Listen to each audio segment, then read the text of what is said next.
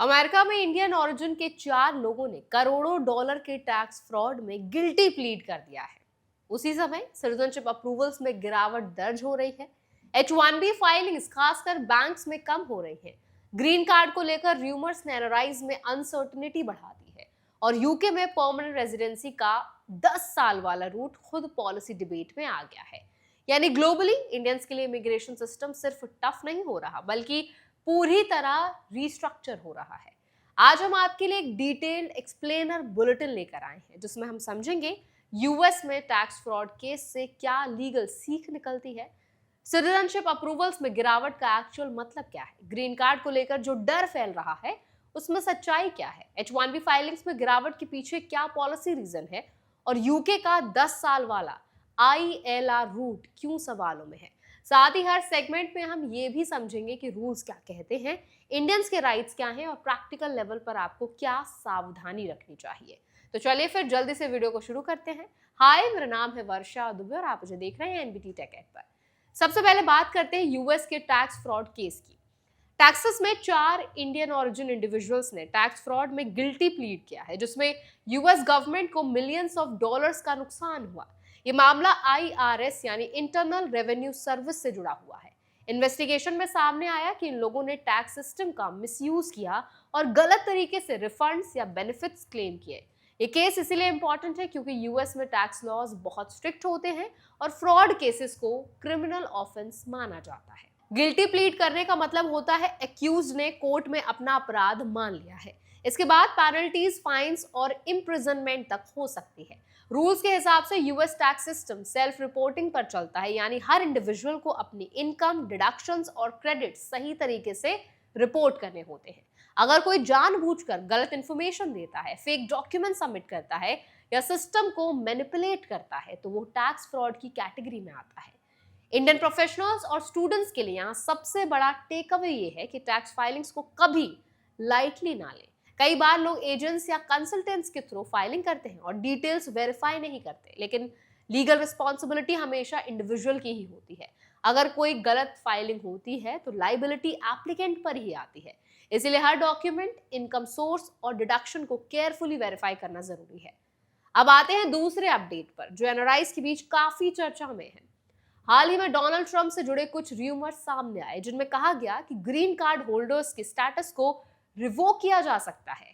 इस खबर के बाद एनआरआईज के बीच काफी ज्यादा चिंता देखी गई, लेकिन एक्सपर्ट्स ने साफ तौर पर कहा कि ये क्लेम्स अभी अनकंफर्म्ड है, यानी कि अभी इन पे कोई भी कंफर्मेशन नहीं है और पैनिक करने की जरूरत नहीं है। यूएस इमिग्रेशन सिस्टम में ग्रीन कार्ड एक लीगल परमानेंट रेजिडेंट स्टेटस होता है जिसे बिना ड्यू प्रोसेस के रिवोक नहीं किया जा सकता। रूल्स के अनुसार ग्रीन कार्ड होल्डर को रिमूव करने के लिए स्पेसिफिक लीगल ग्राउंड्स होने चाहिए, जैसे serious criminal activity, immigration fraud या नेशनल सिक्योरिटी कंसर्न्स। और इसके लिए प्रॉपर लीगल प्रोसेस भी फॉलो किया जाता है जिसमें हियरिंग और अपील का भी ऑप्शन होता है। इसका मतलब यह है कि किसी भी पॉलिटिकल स्टेटमेंट या र्यूमर के आधार पर स्टेटस ऑटोमेटिकली कैंसिल नहीं हो सकता। इंडियन एनआरआईज के लिए यहाँ सबसे जरूरी बात यह है कि वेरीफाइड इन्फॉर्मेशन पर ही भरोसा करें और पैनिक बेस्ड डिसीजंस ना लें। अगर कोई मेजर पॉलिसी चेंज होता है तो वो ऑफिशियली अनाउंस होता है और उसके क्लियर गाइडलाइंस होते हैं। अब तीसरे अपडेट पर आते हैं जो यूएस सिटीजनशिप ट्रेंड से जुड़ा है। हाल ही में डेटा सामने आया है कि सिटीजनशिप अप्रूवल्स में गिरावट देखी गई है, यानी नेचुरलाइजेशन नंबर्स कम हुए हैं। इस गिरावट के पीछे कई फैक्टर्स बताए जा रहे हैं। प्रोसेसिंग डिलेज, पॉलिसी इन्वायरमेंट और एडमिनिस्ट्रेटिव चेंजेस इसका हिस्सा हो सकते हैं। इसका डायरेक्ट इंपैक्ट उन इमिग्रेंट्स पर पड़ता है जो ग्रीन कार्ड के बाद सिटीजनशिप के लिए अप्लाई करते हैं। रूल्स के अनुसार यूएस सिटीजनशिप के लिए एप्लीकेंट को residency period, physical presence, good moral character और सिविक्स टेस्ट जैसे क्राइटेरियाज फुलफिल करने होते हैं। अगर प्रोसेसिंग स्लो होती है या अप्रूवल्स कम होते हैं तो एप्लीकेंट्स को लॉन्गर इंतजार करना पड़ता है। इंडियन इमिग्रेंट्स के लिए इसका मतलब यह है कि टाइमलाइन अनप्रिडिक्टेबल हो सकती है, इसलिए एप्लीकेशन प्रोसेस में डॉक्यूमेंटेशन और एलिजिबिलिटी क्राइटेरिया को पूरा करना, सही रखना जरूरी है, क्योंकि डिले के दौरान अगर कोई इशू निकलता है तो प्रोसेस और लंबा हो सकता है। अब आते हैं H1B फाइलिंग्स पर जो खासकर बैंकिंग सेक्टर में इंपैक्ट दिखा रही है। फाइनेंशियल ईयर 2026 में यूएस बैंक्स के बीच H1B फाइलिंग्स में करीब 10% की गिरावट देखी गई है। इसका कारण पॉलिसी चेंजेस और कंप्लायंस प्रेशर बताया जा रहा है। बैंक्स और फाइनेंशियल इंस्टीट्यूशंस अब हायरिंग डिसीजंस में ज्यादा कॉशियस हो गए हैं। डॉक्यूमेंटेशन रिक्वायरमेंट्स, रेगुलेटरी स्क्रूटनी और कॉस्ट फैक्टर्स ने हायरिंग स्ट्रैटेजी को बदल दिया है। इसका इम्पैक्ट इंडियन प्रोफेशनल्स पर पड़ता है क्योंकि banking sector traditionally H1B hiring का बड़ा सोर्स रहा है। रूल्स के अनुसार एम्प्लॉयर को H1B फाइलिंग के दौरान wage compliance, job role clarity और वर्क लोकेशन ट्रांसपेरेंसी मेंटेन करनी होती है। अगर पॉलिसीज स्ट्रिक्ट होती हैं तो एम्प्लॉयर रिस्क अवॉइड करने के लिए फाइलिंग्स कम कर देता है। इंडियन प्रोफेशनल्स के लिए प्रैक्टिकल एडवाइस ये है कि सेक्टर स्पेसिफिक ट्रेंड्स को समझें। सिर्फ टेक ही नहीं, बैंकिंग और फाइनेंस सेक्टर्स में भी चेंजेस आ रहे हैं, इसीलिए स्किल डाइवर्सिफिकेशन और ऑल्टरनेटिव अपॉर्चुनिटीज पर भी ध्यान देना जरूरी है। अब आखिरी मेजर अपडेट यूके से आता है। यूके का 10 साल वाला ILR यानी indefinite leave to remain route अब पॉलिसी डिबेट में आ गया है। रिपोर्ट्स के अनुसार ये लंबा वेटिंग पीरियड माइग्रेशन गोल्स को पूरा करने में इफेक्टिव नहीं माना जा रहा है। इस रूट में एप्लीकेंट्स को 10 साल तक लीगली यूके में रहना पड़ता है, तब जाकर वो परमानेंट रेजिडेंसी के लिए एलिजिबल होते हैं। लेकिन इतनी लंबी टाइमलाइन प्रैक्टिकल चैलेंजेस क्रिएट करती है, जैसे जॉब स्टेबिलिटी, वीजा रिन्यूअल्स और पर्सनल प्लानिंग।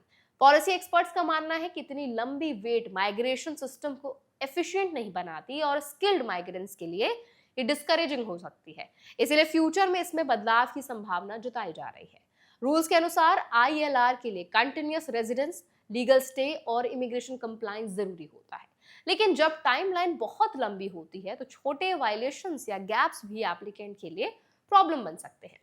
इंडियन माइग्रेंट्स के लिए यहाँ सबसे जरूरी बात यह है कि यूके इमिग्रेशन प्लानिंग करते समय सिर्फ एंट्री नहीं बल्कि लॉन्ग टर्म सेटलमेंट स्ट्रैटेजी भी क्लियर रखें, क्योंकि 10 साल का कमिटमेंट प्रैक्टिकल लेवल पर बहुत डिमांडिंग होता है। अगर पूरे बुलेटिन को एक साथ देखें तो एक क्लियर पैटर्न सामने आता है। यूएस और यूके जैसे मेजर डेस्टिनेशंस में इमिग्रेशन सिस्टम्स अब ज्यादा स्ट्रिक्ट, ज्यादा कंप्लायंस ड्रिवन और ज्यादा अनप्रिडिक्टेबल होते जा रहे हैं। इंडियंस के लिए सबसे बड़ा टेक अवे ये है कि हर स्टेप लीगली स्ट्रॉन्ग होना चाहिए, चाहे वो टैक्स फाइलिंग हो, वीजा स्टेटस हो, सिटीजनशिप एप्लीकेशन हो या लॉन्ग टर्म रेजिडेंसी प्लानिंग। छोटी सी गलती भी बड़े कॉन्सिक्वेंसेस ला सकती है। अगर आप यूएस में हैं तो टैक्स कंप्लायंस को सबसे ऊपर रखें, रूमर्स के आधार पर डिसीजंस ना लें और वेरीफाइड इंफॉर्मेशन पर ही भरोसा करें।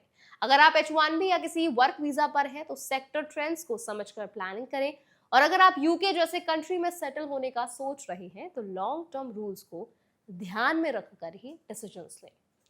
तो आई होप आज का बुलेटिन आपके लिए बहुत हेल्पफुल रहा होगा।